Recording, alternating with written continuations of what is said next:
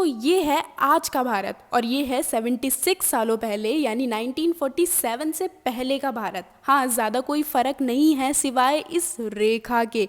और शायद आप जानते ही होंगे इस रेखा ने कितने लाखों लोगों की जान ली है। वैसे हम सब ने अपनी हिस्ट्री बुक्स में महात्मा गांधी के भारत छोड़ो आंदोलन के बारे में तो पढ़ा ही है और कई लोगों को तो ये भी लगता है कि महात्मा गांधी के पीसफुल मार्च की वजह से ही हमारे इंडिया को आज़ादी मिली। वेल, आपको क्या लगता है? एक टिप्पणी तो ज़रूर दीजिए इस बारे में। वैसे आपको ये बात सुनकर शायद बुरा लगे, लेकिन हमारी हिस्ट्री की बुक्स हमें गांधी के अलावा आज़ादी के असली मंजर के बारे में तो बताती ही नहीं। ऐसी आज़ादी जहाँ पर 14 मिलियन लोगों ने अपना बसा बसाया घर हमेशा के लिए खो दिया। लगभग 3 मिलियन लोगों को वायलेंस, हंगर और अलग अलग बीमारियों का सामना करना पड़ा। हजारों सिख परिवारों ने अपनी खुद की औरतों का सर काट दिया इस डर में कि कहीं उनकी औरतों के साथ कोई दूसरे धर्म का आदमी कुछ गलत ना कर दे। ये थी भारत की असली आजादी। 1947 सालों तक चले संघर्ष के बाद मिल रही आजादी की मिठास अभी फिजा में घुल ही रही थी कि बंटवारे से जुड़ी हिंसा ने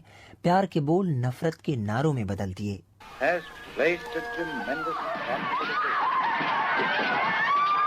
महात्मा गांधी जिंदाबाद, महात्मा गांधी जिंदाबाद। 9 अगस्त के बाद लाहौर में दंगे बहुत जोरों से, 10 अगस्त को बहुत बुरी हालत थी।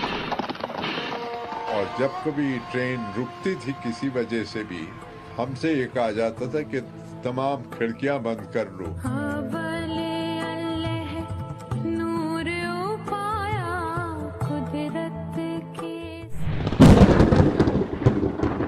पार्टीशन की बात सुनकर हम सब के मन में एक ही ख्याल आता है कि आखिर पाकिस्तान को इंडिया से अलग करने का रीजन क्या था। वेल, इन सारे फसाद की जड़ थे मोहम्मद अली जिन्ना की two nation theory. Two nation theory यानी कि रिलीजियस के बिहाफ पर पार्टीशन, मुस्लिमों के लिए पाकिस्तान और हिंदुओं के लिए Hindustan.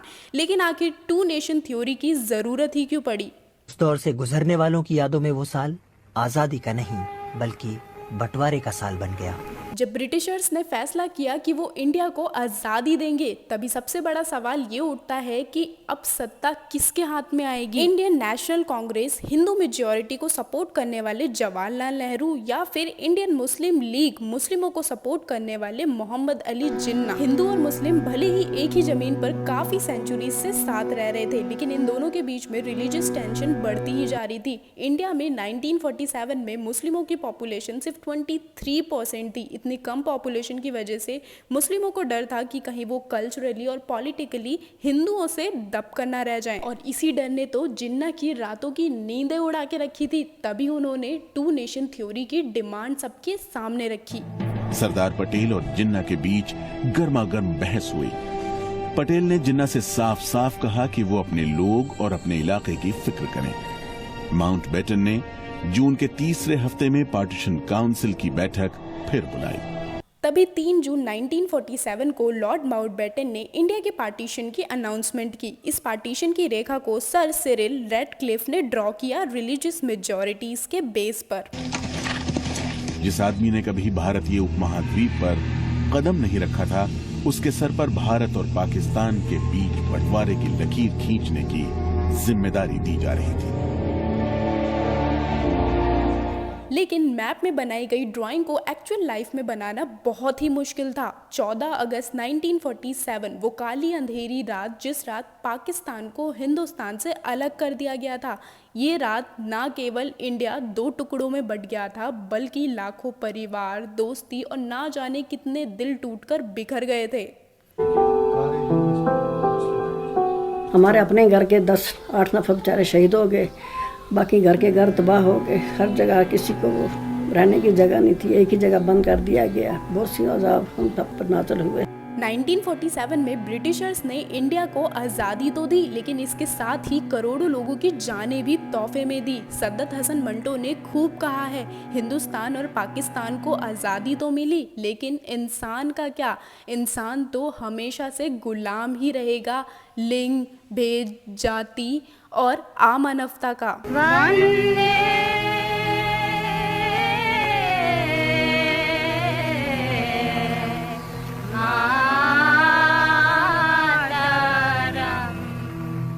At the stroke of the midnight hour, when the world sleeps, India will awake to life and freedom.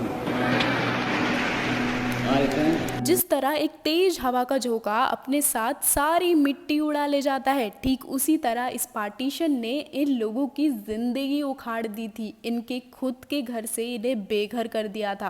कोई चीज़ हमारे पास तो थी नहीं, न बिछाने की, न ओढ़ने की, न कुछ। बहरहाल ज़मीन पे सो के सब वक्त गुजारा। छोटे बच्चे साथ थे। लाखों लोगों को सेम ट्रेजेडी से गुजरना पड़ रहा था। बच्चे अपने माँ से बिछड़ गए, बहनें अपने भाई से सेपरेट हो गई, हस्बैंड वाइफ हमेशा के लिए अलग हो गए। किसी को यही नहीं पता था कि वो हिंदुस्तान में है या पाकिस्तान में। इस बात को अच्छे से डिपिक्ट किया है मंटो ने अपनी शॉर्ट स्टोरी तोबा तेज सिंह में, जिसमें भीषण सिंह नाम का कैरेक्टर, जो कि एक मेंटल पेशेंट होता है, भीषण सिंह हर किसी से यही सवाल पूछता है कि पार्टीशन से पहले वो जिस टाउन में रहता था, तोबा तेज सिंह, वो किस हिस्से में गया है, हिंदुस्तान या पाकिस्तान।